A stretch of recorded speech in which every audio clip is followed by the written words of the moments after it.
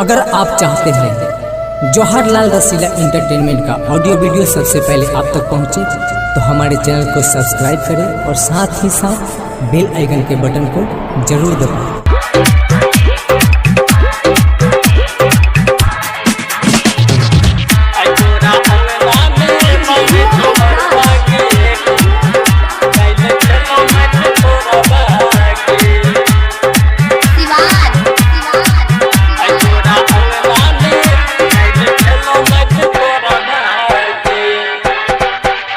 तोरा अंगना में बन छो मरबा के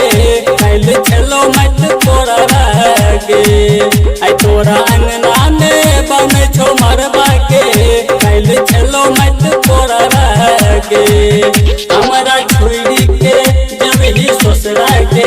हमारा छुरी के जब ही ससुरा के याद एलो नैया के तोरा अंगना में बन छो मरबा कैल चलो मत तोरा गे तोरा अंगना में बन छो मरबा के कैल चलो मत तोरा गे हमारा छुरी के जब ही ससुरा के हमारा छुरी के जब ही ससुरा के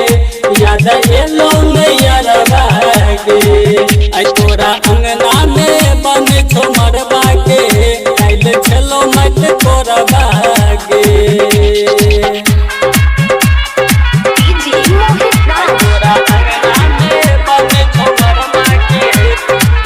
Presented by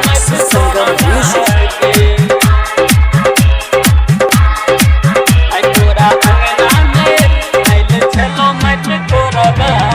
हाँ मेहदी हाथ में मेहदी तू लगल ही गे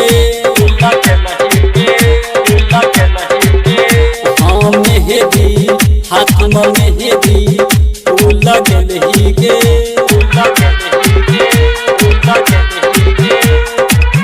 एकर नामक बिंदिया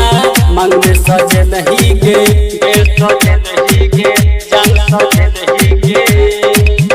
हाँ मेहदी हाथ में मेहदी तू लगल ही गे हाँ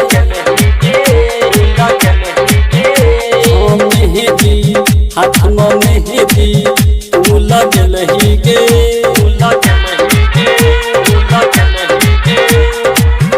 एकर नामक बिंदिया मन में सजल ही गे चोरी के जब ही तू ससुरा मैरी तो जे तो यारा के तोरा अंगना में बन छो मरबा के कैल छलो मत तोरा के तोरा अंगना में बन छो मरबा के कैल छलो मत तोरा के Presented by Sangam Music.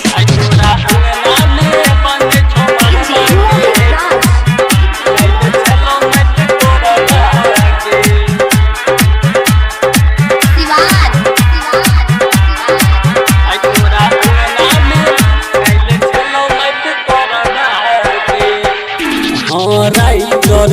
अमयस के संग जब ही गे हाँ राइटर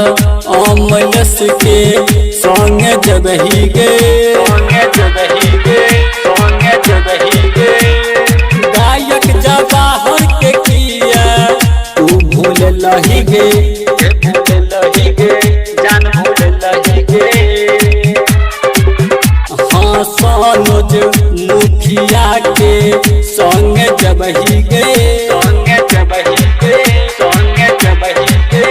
हाँ सनोज मुखिया के संग जब ही गे गायक जवाहर के किया तू भूल लही गे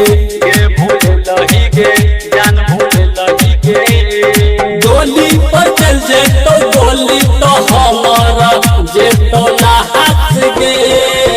तोरा अंगना में बन छो मरबा के कैल छलो मत तोरा गे तोरा अंगना में कैल चलो मत कोरवा